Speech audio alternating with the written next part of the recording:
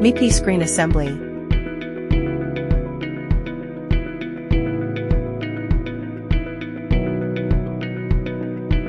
Place the nuts under the mounting holes of the development board.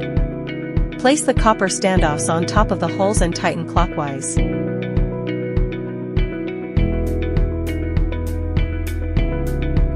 Repeat the previous operation.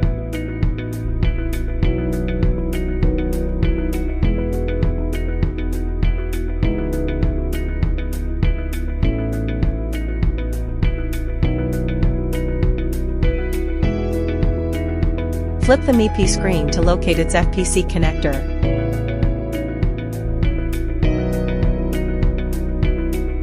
Insert the ribbon cable with the blue side facing up into the FPC connector. Locate the MIPI FPC connector on the back of the development board and insert the other end of the cable.